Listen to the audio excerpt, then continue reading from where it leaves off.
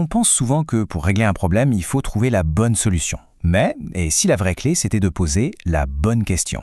Aujourd'hui, on va voir comment formuler un problème avec une telle clarté que la solution devient presque évidente.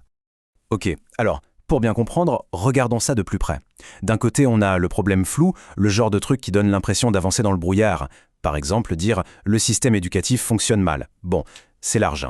Et de l'autre, on a le problème clair, la cible bien nette. Le taux d'échec en première année dans notre région a augmenté de 15% ces 3 dernières années. Ah, là tout de suite, ça change tout. On a quelque chose de concret. Alors, comment on passe de ce brouillard à quelque chose de clair? Eh bien, on va suivre un plan simple. D'abord, on va voir pourquoi ces problèmes vagues nous paralysent.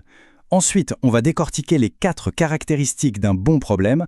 Il doit être réel et observable, bien délimité avec des impacts identifiables, et enfin, il doit appeler à l'action.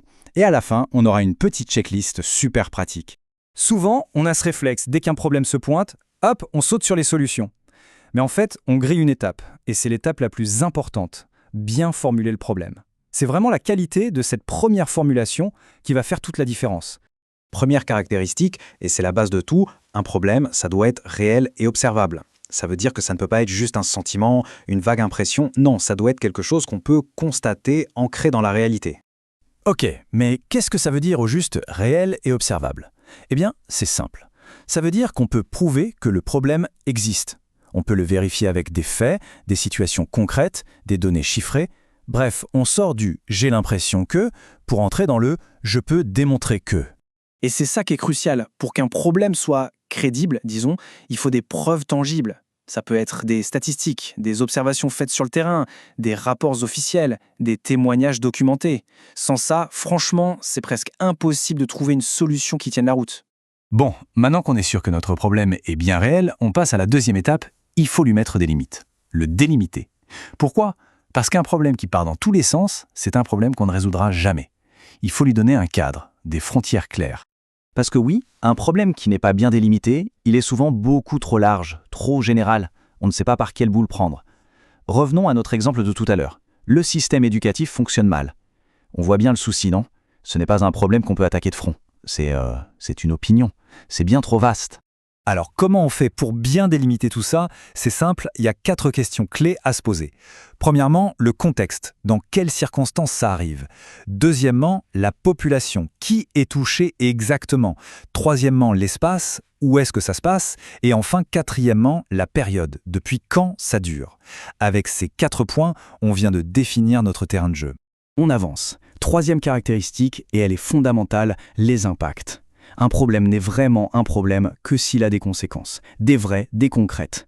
C'est en mesurant ces conséquences qu'on peut se dire « Ok, là, ça vaut vraiment le coup de s'y attaquer ». Et quand on parle d'impact, on parle bien de conséquences immesurables. Ça peut être social, économique, organisationnel, même environnemental ou scientifique. Le fait d'identifier clairement ces impacts, ça permet de comprendre l'enjeu réel et souvent l'urgence d'agir. Et comme on peut le voir, les impacts peuvent prendre plein de formes différentes. Ça peut aller des coûts économiques bien palpables à des impacts sociaux ou même des problèmes d'organisation interne. La logique est assez simple au fond. Plus les conséquences sont importantes, plus le problème devient une priorité. Allez, on arrive à la 4e et dernière caractéristique. Et celle-là, elle est peut-être la plus pragmatique. Un bon problème, c'est un problème qui appelle à l'action. Il doit y avoir une porte ouverte, une possibilité d'améliorer les choses. C'est une idée vraiment centrale. Parce que si, dès le départ, on se rend compte qu'aucune action, aucune recherche ne peut rien y changer, alors ce n'est plus un problème à résoudre, c'est une fatalité. Pour que ce soit un problème pertinent, il faut qu'on ait une prise dessus. Ok, on a vu les 4 piliers. Maintenant, on va assembler tout ça pour se fabriquer un outil super pratique. Une sorte de guide, une checklist pour évaluer n'importe quel problème et le rendre plus clair. Et la voilà, notre fameuse checklist. 4 questions, pas une de plus. Est-ce que c'est réel et observable? Est-ce que c'est clairement délimité? Est-ce que ça a des impacts identifiables? Et, question finale, est-ce que ça appelle à l'action? Si on peut répondre oui à ces 4 questions, alors on a transformé une vague frustration en un véritable défi. Alors, pour finir, la question qui reste est toute simple. Quel est ce problème un peu flou dans la vie pro ou perso qui n'attend qu'une chose, d'être passé à travers ce filtre pour enfin devenir clair?